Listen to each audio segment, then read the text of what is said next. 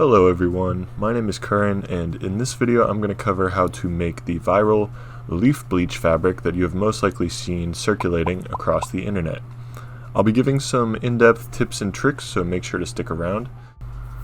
The first thing to do is collect leaves, and the amount you get obviously depends on the area of fabric you'll be covering.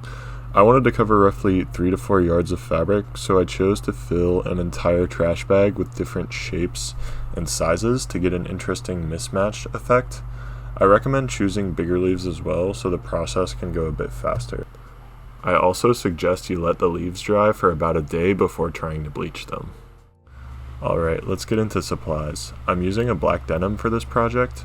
Cotton fabrics bleach the best, but keep in mind that hoodie weight cotton usually turns out a lot brighter than this denim, so your results may vary depending on what you're working with. So quick safety note, bleach gives off strong fumes, especially when it reacts with the heat of the iron, so you want to make sure you're working in a well ventilated area.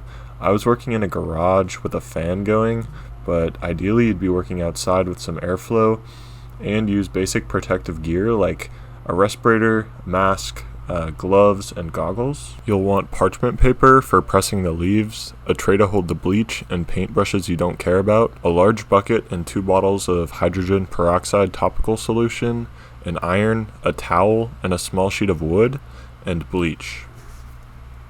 The first step is to pour a little bleach into your tray, and I usually lay down some cardboard or plastic under my workspace too, because bleach will eat through anything if you're not careful.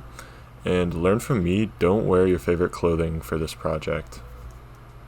Before you start dipping any leaves in bleach, set yourself up. Get your parchment paper and your piece of wood ready, have a fan going for the fumes, and make sure your iron is warmed up.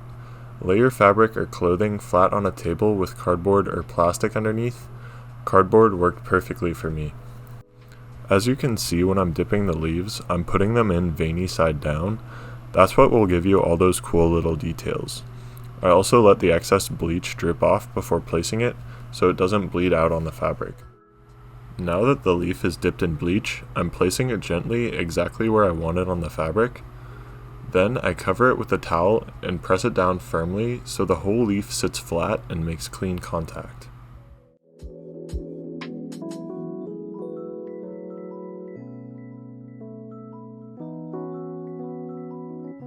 Next, I'm taking my wood block and pressing it firmly into the towel, working my way across the whole leaf about 5 or 6 times to make sure the print transfers evenly.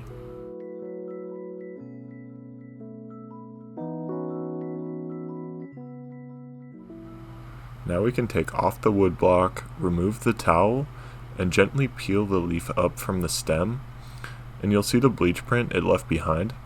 From here, lay your parchment paper over the area, try not to smear the bleach around, then you're going to take your iron and press each section for about 10 seconds so the bleach fully sets into the fabric. I should mention I tried doing this with a regular home iron at first, and it honestly wasn't giving me the best results. I switched over to my industrial iron and it worked way better. Now we can peel off the parchment paper, and there you go. There are a few different ways to get different looks with the leaves.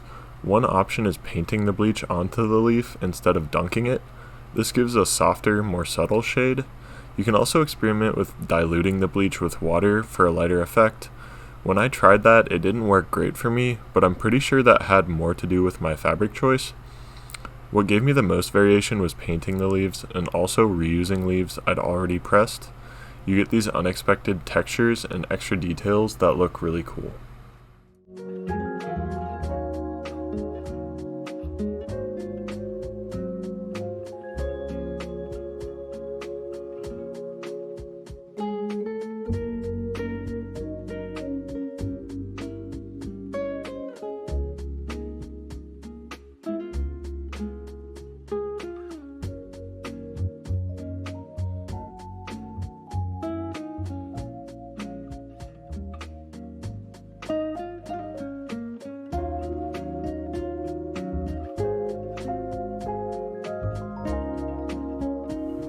Now that we're done with our fabric, we need to neutralize the bleach with hydrogen peroxide before washing it.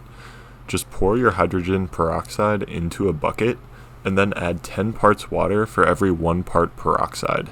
Give it a quick mix and you're good to go. Now that the fabric is in the mix, we're just going to let it soak. About 10 to 15 minutes is perfect. This neutralizes all the bleach so it doesn't keep eating away at the fibers. If you're working with really thick denim, you can leave it in a little longer, around 20 minutes, but you don't need more than that. After it's done soaking, you can rinse it out and wash it like normal. I was a bit concerned here because the water was turning black, but that's supposed to happen. After the fabric is done soaking, go ahead and rinse it out really well with cool water. For the first wash, throw it in the machine by itself on a cold cycle with gentle detergent. Nothing fancy, just enough to clean off the excess bleach. For drying, you can either air dry it or toss it in the dryer on low heat. Air drying keeps the print looking the cleanest, but either way works.